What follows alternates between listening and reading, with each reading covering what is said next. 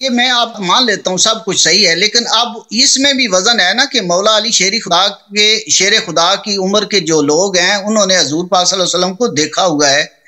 تو اگر یہ حضرت ابو بکر صدیق اور حضرت عمر فاروق رضی اللہ تعالیٰ عنہ جس طرح آپ بار بار ہر جگہ پہ کہتے ہیں، تو حضور پاک صلی اللہ علیہ وسلم کی زبان سے انہوں نے نہیں سنا ہوگا، مولا علی شیر خدا نے نہیں سنا ہوگا کہ یہ جس طرح ہم تو اپنی زبان سے کہتے بھی نہیں ہے نا تھوڑا سا. تو اگر حضور پاک صلی اللہ علیہ وسلم نے کہا ہوتا تو یہ کہتے کہ یہ جو خلیفہ ہیں ہمارے، یہ صحابہ کہتے حضرت عمر فاروق رضی اللہ تعالیٰ ہمارے خلیفہ ہیں، حضرت ابو بکر صدیق ہمارے خلیفہ ہیں. اگر انہوں نے کہا ہے کہ یہ ہمارے خلیفہ ہیں تو اس طرح تو ان کا ایمان ثابت ہو جاتا ہے.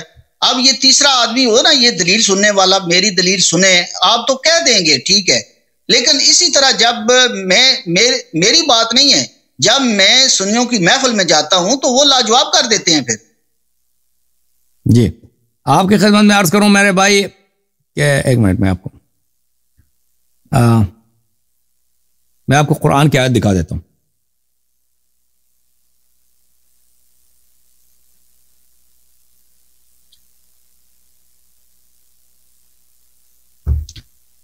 دیکھیں یہ سورہ مبارک بقرہ ہے، آیہ ملاحظہ فرمائیے، آیہ نمبر ہے 213.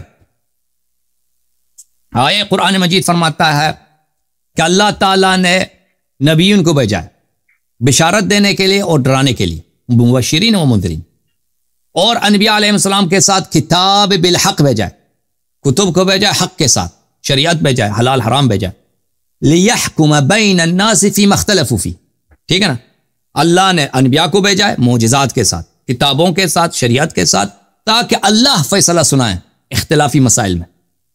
جب انبیاء آ گئے شریعت کے ساتھ، نور کے ساتھ، ہدایت کے ساتھ، معجزات کے ساتھ، بیان بلیغ کے ساتھ، اختلافات تو واضح ہو گئے نا کہ حق کہاں پہ اختلافی مسائل میں ہے کہ نہیں بھائی؟ وہ واضح ہو گیا نہیں ہوگا انبیاء کہنے کے بعد؟ اور بھائی اگر آپ نبی صلی اللہ علیہ وسلم کے زمانے میں ہوتے، کوئی اختلافی مسئلہ ہوتا، وہ بتاتے کہ حق کس کے ساتھ ہے، حق کیا ہے، تو واضح ہو جاتا نہیں ہو جاتا بھائی؟ ہاں صحیح بات ہے آپ کی بالکل. تو اللہ تعالیٰ نے اپنا فیصلہ سنانے کے لیے کہ خود اللہ فیصلہ سنائے، اختلافات کو ختم کرنے کے لیے کیا کہ اللہ نے انبیاء کو بھیجا ہے کتب کے ساتھ، بینات کے ساتھ، معجزات کے ساتھ، ہے کہ نہیں بھائی؟ اچھا، وَمَا اخْتَلَفَ فِيهِ إِلَّا الَّذِينَ أُوتُوهُ مِن بَعْدِ مَا جَاءَتْهُمُ الْبَيِّنَاتُ بَغْيًا بَيْنَهُمْ. لیکن وہی قرآن، وہی ہدایت، وہی کتب اللہ کی جانب سے جو انبیاء لے کے آئے تھے اختلاف ختم کرنے کے لیے، وہی اسی میں اختلاف پڑ گیا. اس میں اختلاف کن لوگوں نے کیا؟ ہاں انہیں نے کیا ہے جن کو یہ کتابیں دی گئی ہیں، جن کو یہ شریعت دیا گیا تھا. یعنی اسلام میں فرض کریں ہم مسلمان ہیں، نبی صلی اللہ علیہ وسلم کی سنت آئی ہے، وہ قرآن آئے اختلافات ختم کرنے کے لیے تاکہ سب بھائی بہن بھائی بن کر رہیں. لیکن ہم اسی چیز کو جو اختلاف ختم کرنے کے لیے آیا تھا قرآن اور سنت، اسی میں ہم نے اختلاف شروع کر دیا. یہودیوں نے اس میں اختلاف نہیں کیا، نصارہ نے نہیں کیا، ہندوؤں نے نہیں، ہم مسلمانوں نے کیا. اچھا کیوں ہم نے کیا؟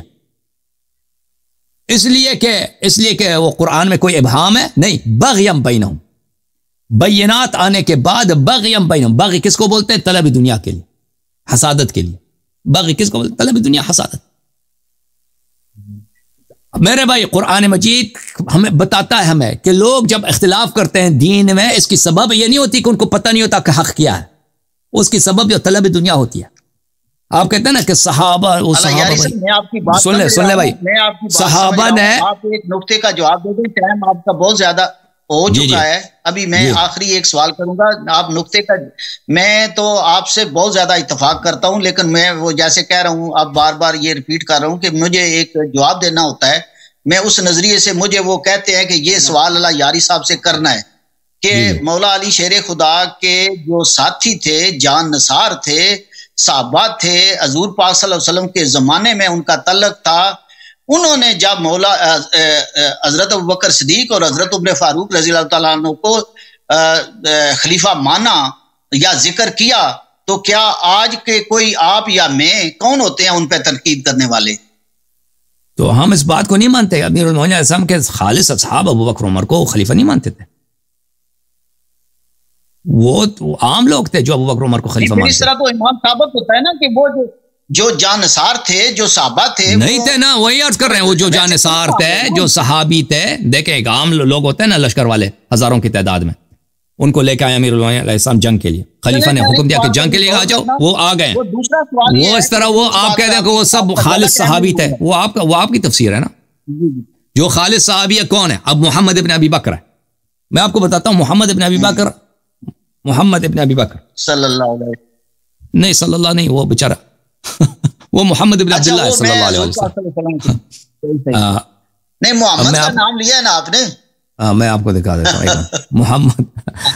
وہ محمد ابن عبداللہ صلی اللہ علیہ وسلم ہے. ایک منٹ میں آپ کو دکھا دیتا ہوں. ہاں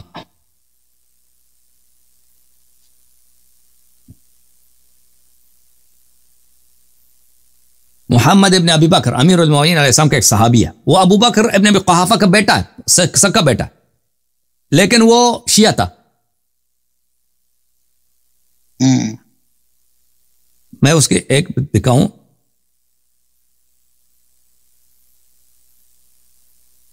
جو خالص اصحاب میں سے اس نے امیر المومنین علیہ السلام سے کیسے بیعت کیا.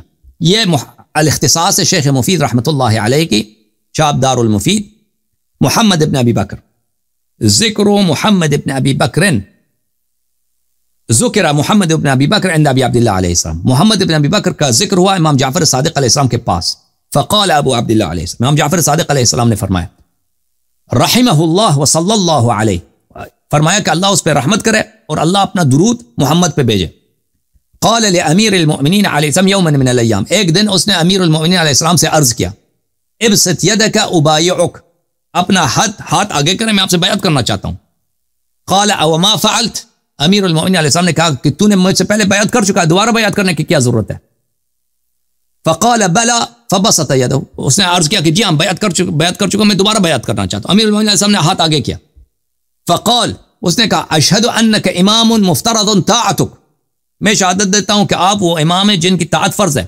وان ابی فی النار، اور میں شہادت دیتا ہوں کہ میرا والد جہنم میں. اس نے اس بات پہ بیعت کیا. فقال ابو عبداللہ علیہ السلام كان النجابة من قبل امه اسماء بنت عمیس لا من قبل ابی.